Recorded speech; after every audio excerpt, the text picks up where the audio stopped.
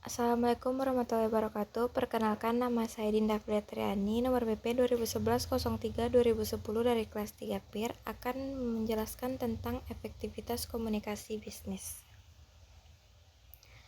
Pengertian komunikasi ialah suatu proses penyampaian dan penerimaan pesan atau informasi di antara dua orang atau lebih dengan harapan terjadinya pengaruh yang positif atau menimbulkan efek tertentu yang diharapkan. Komunikasi merupakan aktivitas dasar manusia. Sejumlah ahli mengatakan bisnis sudah menjadi masalah global karena kemajuan di bidang sains dan teknologi merangsang terciptanya sistem dan proses produksi yang efisien. Teknologi telah mempercepat pembangunan sarana dan prasarana transportasi sehingga mobilitas sosial menjadi cepat dan tinggi. Kemajuan di bidang transformasi, informasi, komunikasi berlangsung sangat pesat, sehingga informasi tentang keadaan tertentu dapat disampaikan tanpa tergantung pada jarak geografis. Jika kita melihat bisnis dan komunikasi sebagai sama-sama suatu proses sosial, kita akan sampai pada kesimpulan bahwa komunikasi adalah bisnis dan sebaliknya, bisnis adalah komunikasi. Tujuan komunikasi yang pertama personal discovery atau pengenalan diri, yang kedua untuk berinteraksi dan memelihara hubungan dengan orang lain, yang ketiga untuk meyakinkan, dan yang keempat untuk bermain. Efektivitas komunikasi bisnis ditentukan beberapa hal. Yang pertama, persepsi. Komunikator harus dapat memprediksi apakah message yang disampaikan dapat diterima komunikan. Yang kedua, ketepatan. Komunikator perlu mengekspresikan hal yang ingin disampaikan sesuai dengan kerangka pikir komunikan. Kredibilitas. Komunikator perlu memiliki suatu keyakinan bahwa komunikan dapat dipercaya. Sebaliknya, dia juga harus bisa mendapatkan kepercayaan dari komunikan. Pengendalian.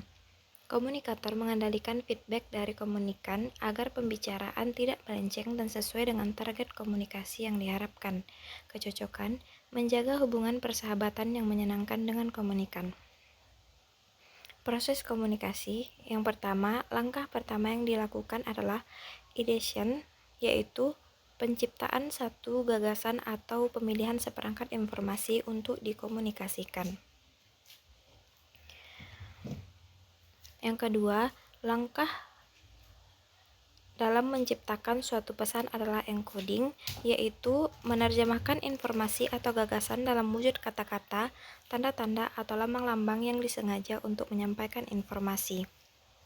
Yang ketiga, proses komunikasi adalah penyampaian pesan yang telah disandi atau encode. Yang keempat, perhatian difokuskan kepada penerima pesan. Yang kelima, dalam proses komunikasi adalah feedback atau umpan balik. Respon atau umpan balik dari penerima terhadap pesan yang disampaikan komunikator dapat berwujud kata-kata ataupun tindakan-tindakan tertentu.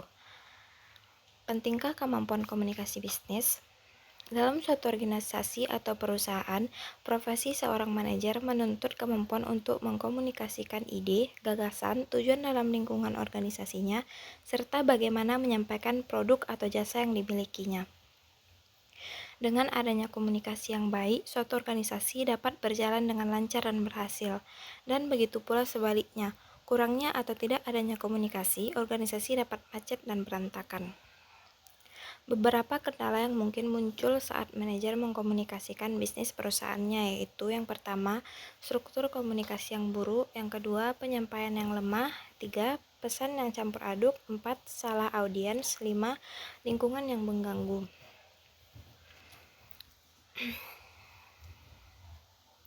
Selanjutnya, strategi komunikasi dalam mencapai efektivitas komunikasi bisnis. Yang pertama, completeness, lengkap. 2, conciseness, singkat. 3, consideration, pertimbangan. 4, concreteness, konkret. Yang kelima, clarity, kejelasan.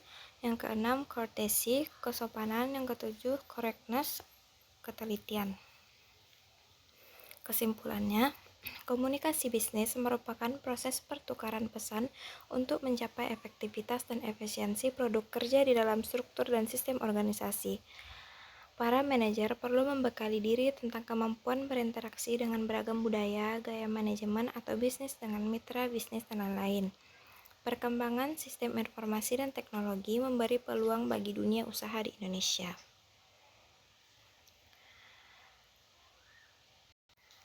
Sebelumnya saya ucapkan terima kasih. Wassalamualaikum warahmatullahi wabarakatuh.